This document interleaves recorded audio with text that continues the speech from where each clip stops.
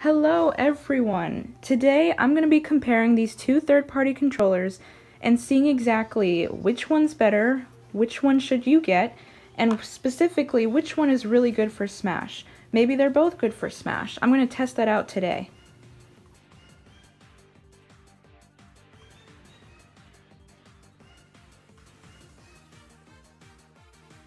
Okay, so first things first, I'm going to test and see how easy it is to pair both controllers. So first, I'm going to compare this one, the pink and green one, and then the second one I'm going to do is this one. There's actually two ways how you can pair these controllers. For the pink and green one, if you press the L and R, it should pair automatically.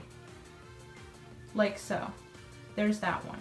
And then for the blue one, in order to pair it, instead of pressing L and R, you actually have to press the home and the Y button. And sometimes it's very finicky, it takes a little while, but there we go. So now I got both controllers paired. However, there actually is another way how to do it. If I change the grip order again, I have this really long USB Type-C cable. You can actually pair it using a cable as well, just like a regular Pro controller. So right now, I just plugged in the pink and green one.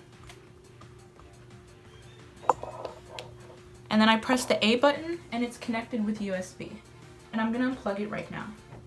And now I got the blue one and I'm gonna try and see if I can do the same thing.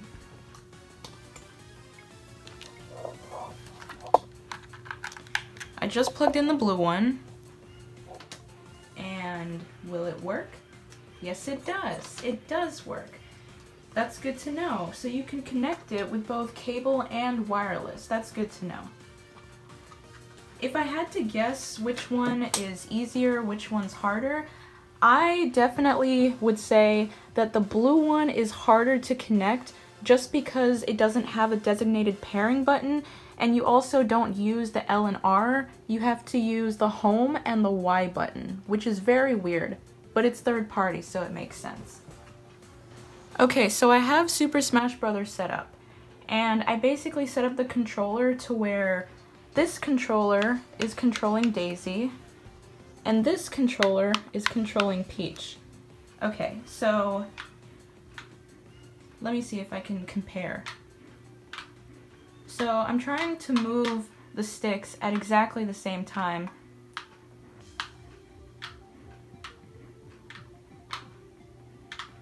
It seems to be working. Okay, let me move out the way.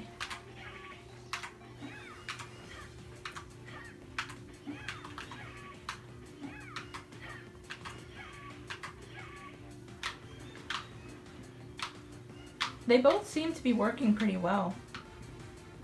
You should be able to get your tilts off with these sticks. Huh. So when I first opened up this controller right here, the analog sticks were a little stiff, if you ask me. They were very stiff when I first got it out of the box. But then with this one, when I first got this one out of the box, the sticks were extremely loose. Like, I can move with so much ease. These sticks were extremely loose. And then with this one, basically, once I got started using it, the sticks started to like lose their stiffness, and now they're definitely a lot more loose if that's what you want for Smash. I think that's actually really important for Smash, having like loose enough sticks. So that way you can do things like get your tilts off and whatnot.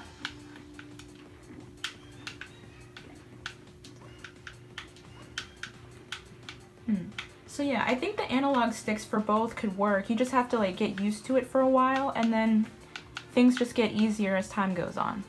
So that's good. Another thing I wanted to touch up upon was the rumble feature.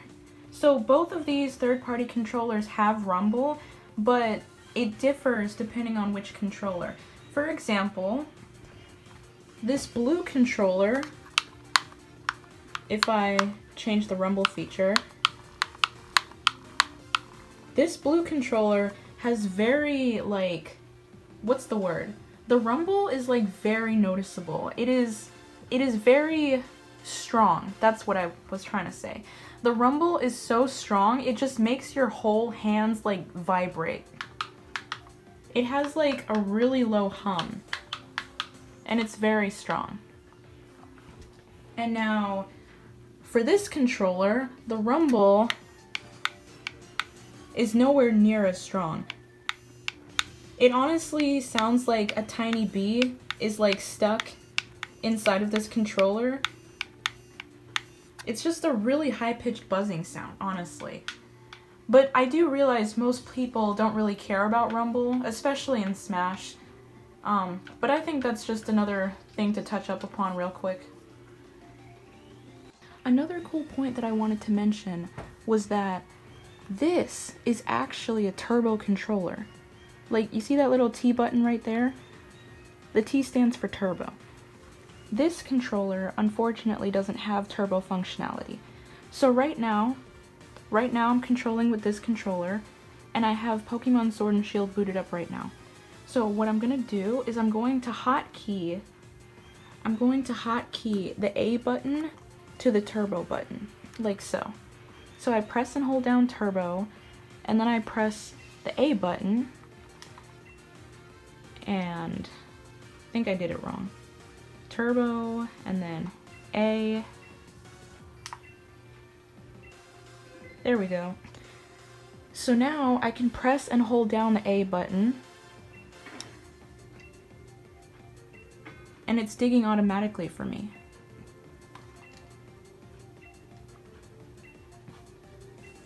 Like, you don't have to keep pressing the button, you can literally just hold it down and it does everything for you. Which I think is pretty cool.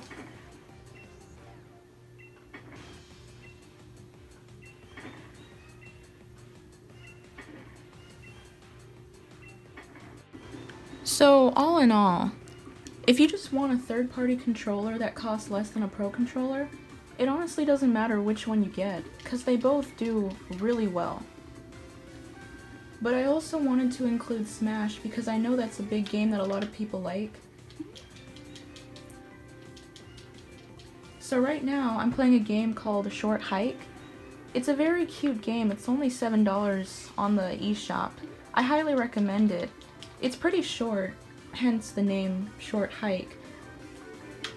But yeah, right now I'm using this controller. This game is really fun. I think it gets the job done. It works pretty well.